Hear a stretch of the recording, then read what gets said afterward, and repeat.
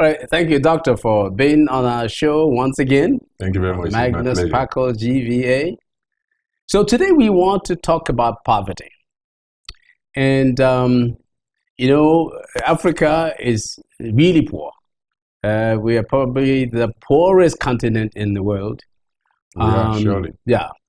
And so, and we're beginning to want to do something about it, Africa-wide. Our President Muhammadu Buhari, has just said that he wants to have a system where he can lift about 100 million people out of poverty in 10 years. So I think that that's commendable. So one of the things that I wanted to look at, but to try to see what is the problem with Africa, with Nigeria. How come we lag behind most other countries, most other regions of the world when it comes to economic progress? How come we are so poor? What is at the heart of it? If we were to come and pin something down and say, this is the real crux of the matter, what would we say? I know that you're an expert in this area, and that's why we've invited you. Well, how do we begin to address the problem of poverty in Africa and in Nigeria in particular? Thank you very much. As you stated correctly, Africa is the poorest continent. Nigeria now hosts the largest number of poor people in the world. For some years back, the largest number of poor people in the world was hosted by China, followed by India. But you see that in the last few years,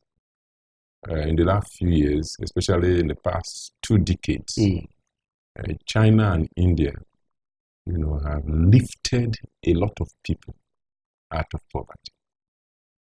From 1990 to 2013, within a space of 23 years, China lifted 730 million people out of poverty. And India lifted 170 million people out of poverty.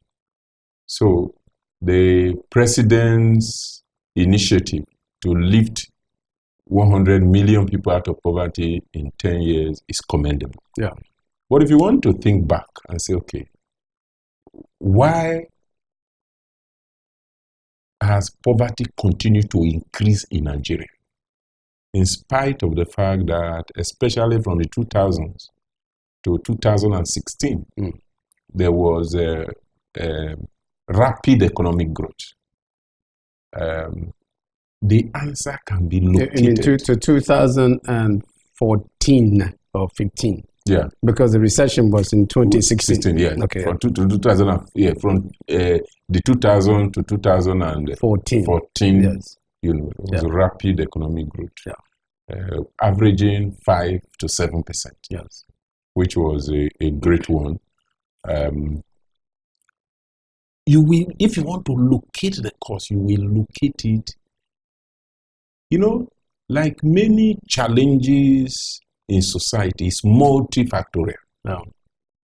But the major issues are that of leadership, enlightened followership, and policy. Okay. And if you want to say the immediate thing that is responsible for a lot of failure of leadership, failure of other, is policy.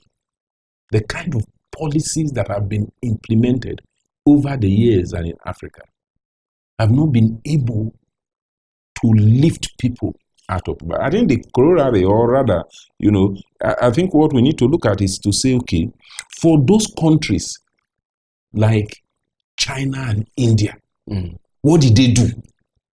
Any connection with human capital deficiency or human capital progress?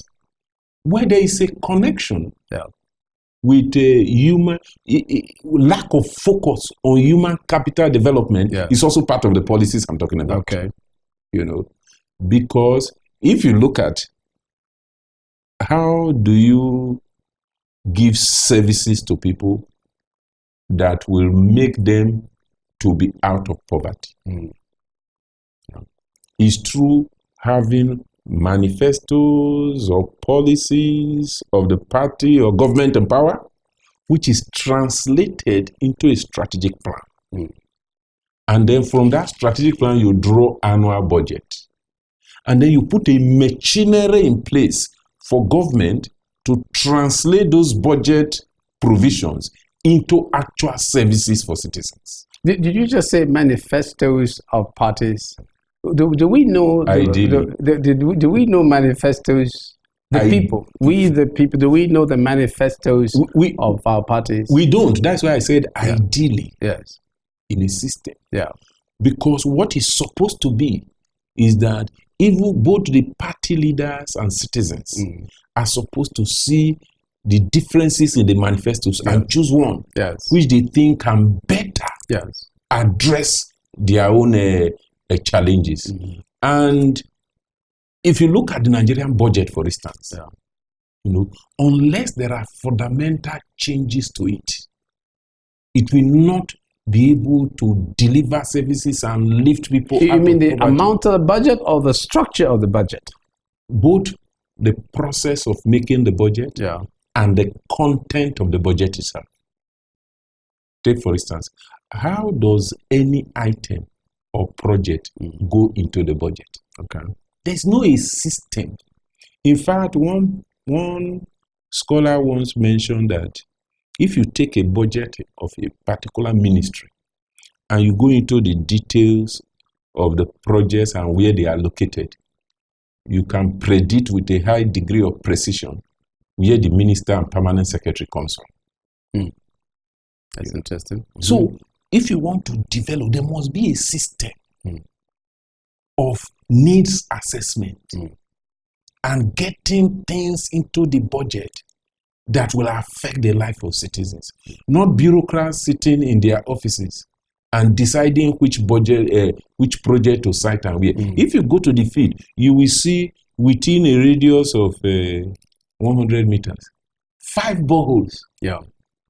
Whereas in other places, there's no systematic method of getting things into the budget. And when you see how the budget is made, and that's part of the problem you see in the budget, even the legislators have no input into what goes into the budget. That's why when they do. We see them, pouring over the budget, dissecting the budget. So they're doing input. What you see in the part, that's what you see in the part. If you look at the 2018 budget, the insertions.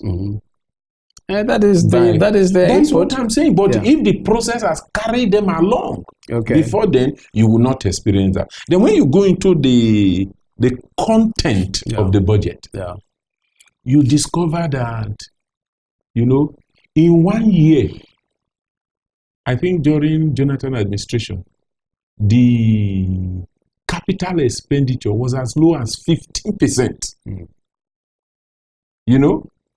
And in any case, even now, it's about 30%.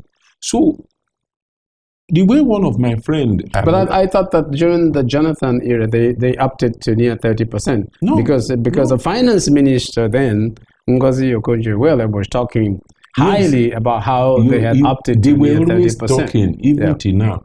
Every government in the past 20 years have always been talking about increasing capital expenditure. But it's not reflected in the figures that come out.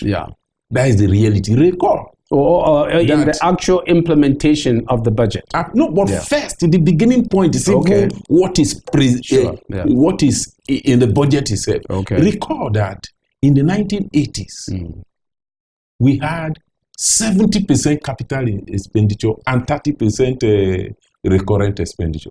One of my friends illustrated it as... But the economy didn't do well even then. We didn't do well during the 80s and 90s.